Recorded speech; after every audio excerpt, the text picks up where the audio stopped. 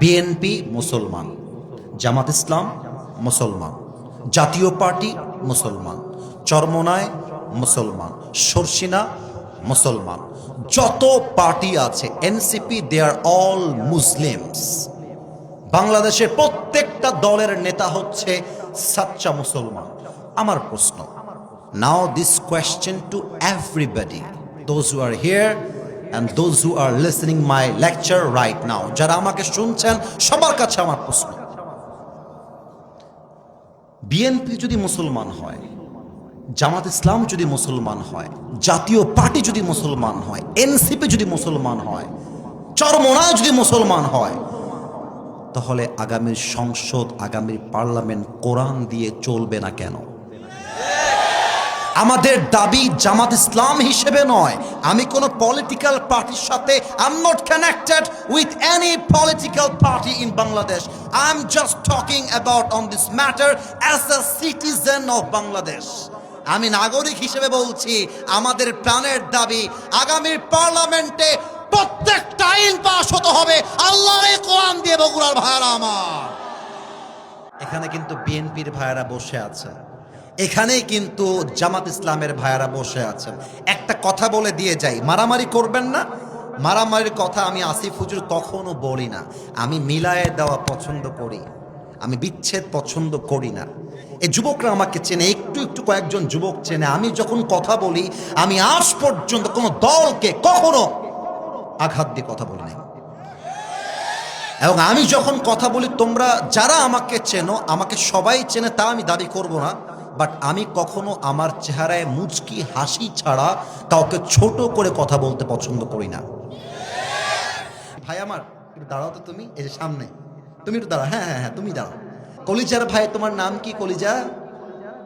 হ্যাঁ, মোহাম্মদ আলী। মোহাম্মদ আলীকে দেখা যায়? এবার দেখেন, মোহাম্মদ আলী মনে করেন এমন একটা দলের লোক, যেই দল ইসলাম কোরআন কিছুই মানে না, ভালোবাসে না। এখন ওই জাব্বাজানি দেখেন, ওই যে পেছনে যেই গেটটা দেওয়া আছে, আমি ওই পর্যন্ত গেছি, বাড়ি যাব বা আর এক প্রোগ্রামে গাড়ি থামায় দিয়েছে মোহাম্মদ আলী। কি হুজুর, কবরের বস্ত্র ভালোই লাগছিল, গান গাইলেন ভালোই লাগলো, আপনাকে পার্লামেন্টে কোরআন যাবে এই কথা বলতে কে বলেছে হুজুর? পাতি নেতা, পাতি নেতা আর কি। আচ্ছা আচ্ছা, হ্যাঁ, কথা কিন্তু আব্বাজান বুঝে গেছে। তো এখন আমি বললাম, এই তোর বাড়ি, আমাদের রাজশাহীর একটা ভাষা আছে, এ তোর বাড়ি কতিবে, রাজশাহীতে বলে। তো ওকে বললাম যে, এই ছেলে, এই থাম, তুই থাম, তোকে আমি দেখতেছি। আমি ড্রাইভার সাহেবকে বললাম, ভাই ড্রাইভার সাহেব, গাড়ির মধ্যে একটা হাইসা আছে, বের করেন তো, শালাকে দেখে নিবো আজকে।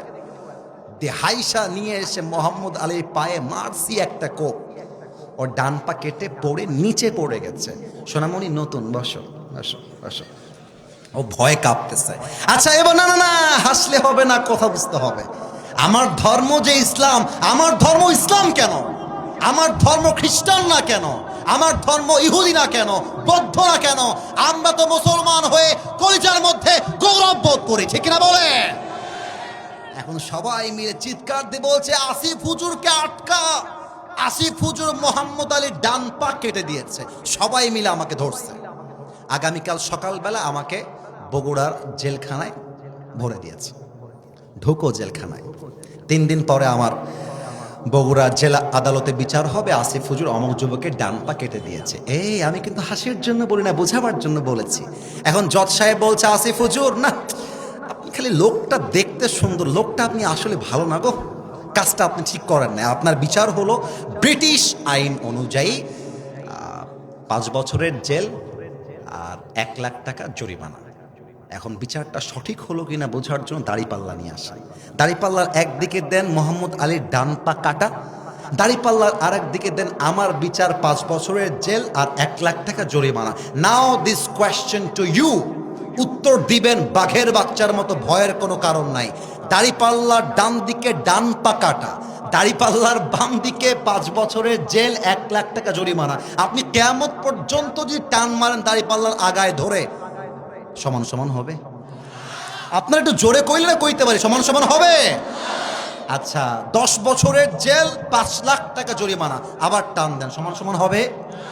সমান সমান করতে চাইলে আপনাকে আল্লাহর জমিনে আল্লাহর কোরআন দিয়ে সংবিধান কায়েম করতে হবে। কেমন করে? দলিল দিচ্ছি। ওয়াকাতাবনা আলাইহিম ফিহা আন্নান নাফসা বিন-নাফস ওয়াল আইনা বিল আইনি ওয়াল আনফা বিল আনফি ওয়াল উযুনা বিল উযুনি ওয়াস সিন্না বিস সিন্নি ওয়াল জুরুহা কিসাস।